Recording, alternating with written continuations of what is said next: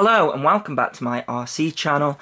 I'm AndyRC and today I'm checking out the Shuriken X1 that has been sent in for review by GearBest.com. This is a bind and fly mini quad with some pretty impressive specifications, so let's check it out, starting off with the motors. Now these are the T-Motor F40 2600 kV motor, and they are regarded as some of the best motors in the hobby. Then moving on to the propeller, this is actually my favourite propeller. It is the RotorGeeks HQ5040 propeller. Now a lot of people don't like these propellers because they break very easily, but I like to fly freestyle mostly, and they are nice and light. They don't draw as many amps as a thicker prop such as the DAL props. And if you are going to be racing with this, which you probably are with a camera angle like that, then you are probably going to want to switch out the props to something thicker, such as a DAL prop. You are given some spare propellers in this package, and they are Mr. Steel branded. They are not messing about when it comes to this quadcopter. So moving along to the ESCs here, they are BL Halley S. They are rated at 30 amp. And they have a 40 amp burst rate, and that should be plenty for the battery that I'm going to be using, so you aren't given a battery in the package. But I'm going to be using this guy. It's the Turnigy Graphene 4S 1300 milliamp battery. Now you don't need to use a graphene battery, but I have been using a couple of these recently because I find that they don't have as much voltage sag as a normal LiPo. They are expensive though, so I've just bought a couple as a treat. I have added some cable ties around here because they are just loose, and I thought they'd be a bit more secure with some cable ties around there. So moving on to the power distribution board, and it's more than a power distribution board. It has this XT60 connector here, and first of all we can see here that we have a current sensor, and then built into it is an SP Racing F3 flight controller. And then if we move around here, we have a 5-volt buzzer there, so that is going to go off when the voltage gets low on your battery. And then if we move down to here, we have a bootloader button. So this comes with Betaflight version 3.0 on it, so if you want to upgrade it, you can, and if you mess that up and it bricks the flight controller, you can just press that and it goes into bootloader mode. Then over here we have a port to configure the on-screen display. So yes, has an on-screen display. It's multi-wii on-screen display, which is pretty impressive. And then moving around here, we have a 40-channel VTX. It is switchable between 200 milliwatts and 600 milliwatts. And then we have this SMA adapter here, and you are given a right-hand polarized cloverleaf antenna. And the stress has been taken by this top plate here, and importantly not the power distribution board, so that is a nice touch there. And we also have a bind button here as well. So there is an XSR receiver included in this package, and the idea is that you can just bind your Taranis straight to it.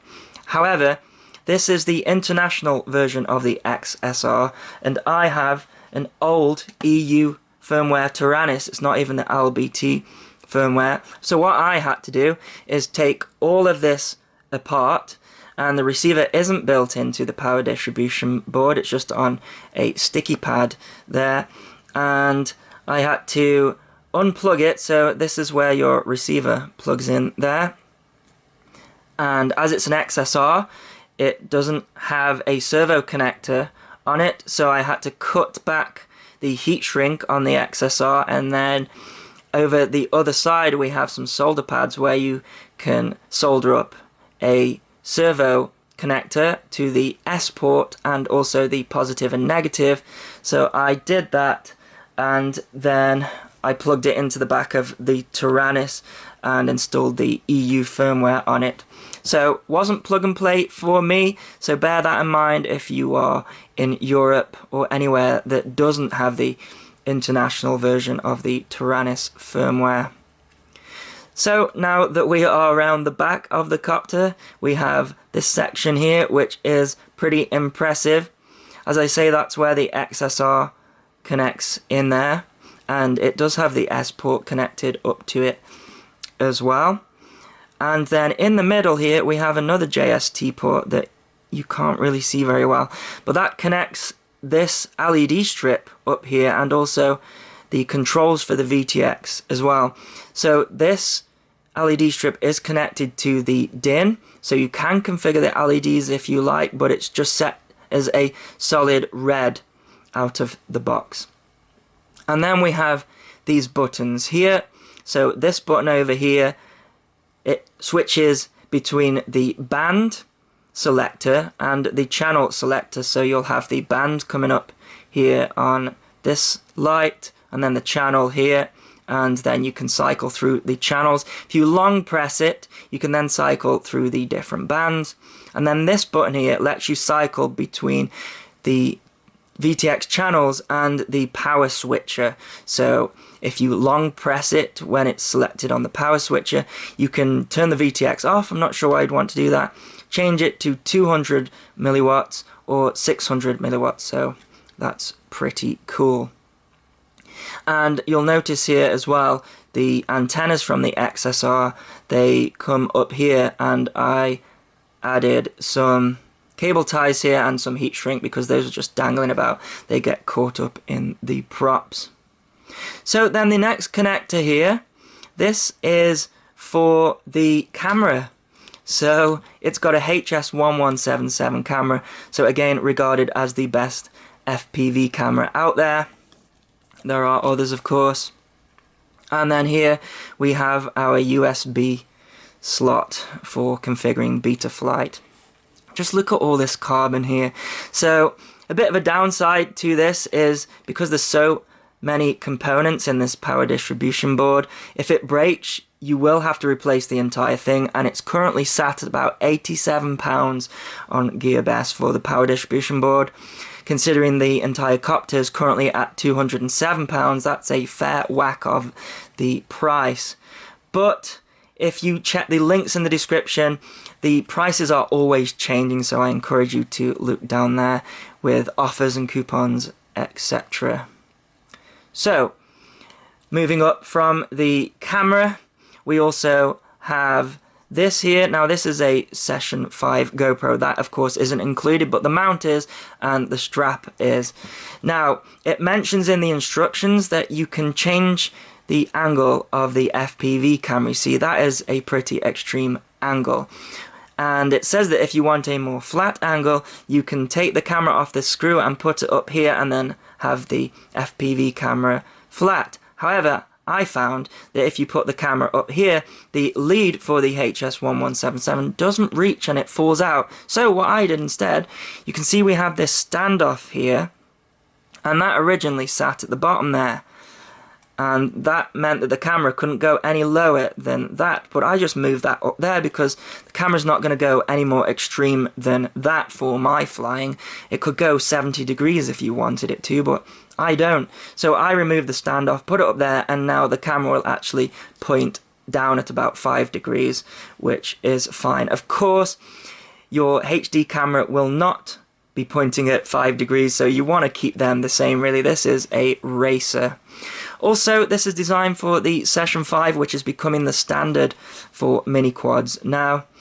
And you'd struggle to put a Hero 4 on there. You'd have to maybe modify it, put some foam on there. You could perhaps put a Mobius style camera or Foxeer Legend on there as well if you modified it.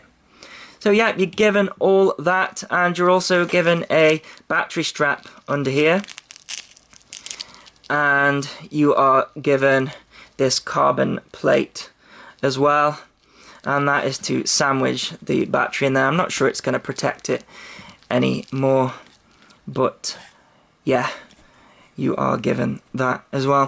One thing I like about the design of this is the PDB is sort of not taking much of the stress either. We have this thick carbon there between the PDB, so I don't think that it's going to break. Certainly going to take a lot of effort to do that. This thing is so solid as well. We've got very thick carbon here as well, and it looks like it's tapered as well, so really nice quality there. So let's take a look at the other stuff that you get in this package. We have got a cheat sheet for the VTX with all of the bands and frequencies, etc. So that's quite nice. I already mentioned the props that you get given.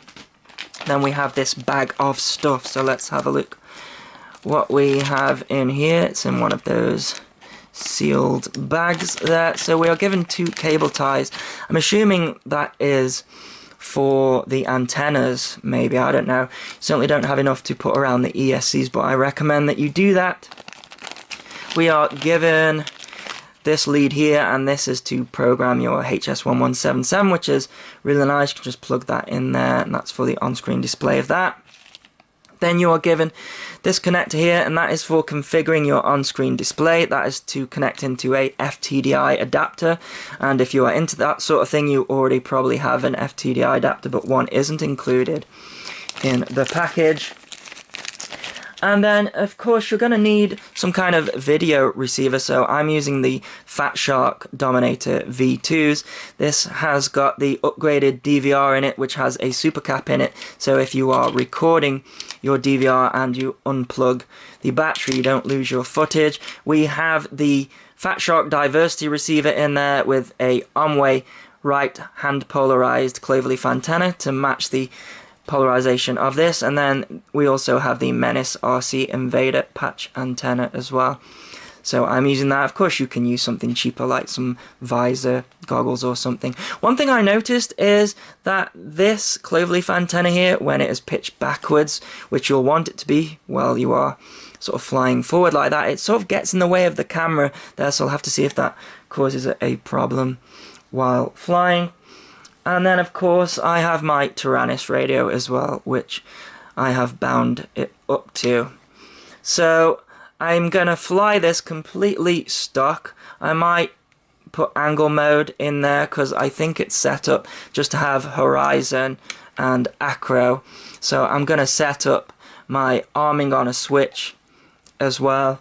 And then I'm going to fly it with the completely stock PIDs and see how I go. Now you are also given this instruction manual which shows the Betaflight setup and all of the buttons, etc., and it shows you how you can change the LEDs as well, how to upgrade the firmware, all the settings you need to select. Also got a schematic diagram of the power distribution board as well, if that interests you, which is nice. You're given some stickers as well. Everyone loves stickers, but I'm not going to be using them.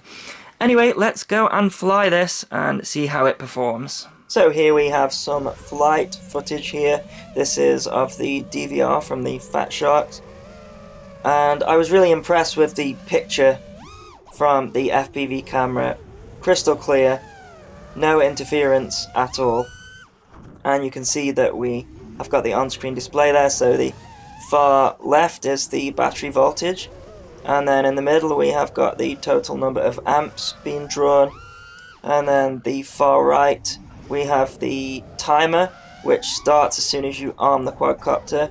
And then we have the flight mode at the top left there. Now, this is the stock tune. I did try and tune it after this flight. However, I couldn't seem to improve on the stock tune. That's not to say that it was flying perfectly. You might be able to hear from the soundtrack of the GoPro, there is a slight flutter when I'm flying around, and it's not really affected by throttle. In fact, it's there mostly on low throttle, and regardless of the PID tune that I gave it, it would do that. And I've come to the conclusion that I think it is a problem with the ESCs. Maybe problem's the wrong word, because actually you can't really notice it while flying, you can only really hear it. But if you look closely, there is some slight yaw movements, very quick juddery yaw movements. And I played around with the your PIDs, and that didn't seem to help. And I have seen this characteristic before with some ESCs that I had, and I switched them out and it didn't do it anymore. So I actually think that the noise that we are hearing that sound like oscillations of a P gain being too high or too much D gain, I think is actually a restriction of the ESCs that they have used here. That's not to say that it's flying badly.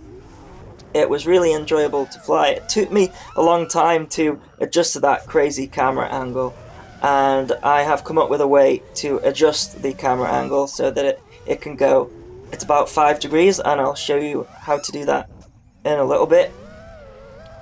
But yeah, other than that, I was pretty impressed. This is a performer. It's got so much power, and when you are at the higher end of the throttle range, that stutter goes away again. So I'm pretty sure it's an ESC issue, and I might switch out the ESCs in this, because as far as I can tell, it's the only weakness of this entire package. Everything else is fantastic. The price is fantastic as well. If I was thinking of building a high-end quadcopter, it would have these components.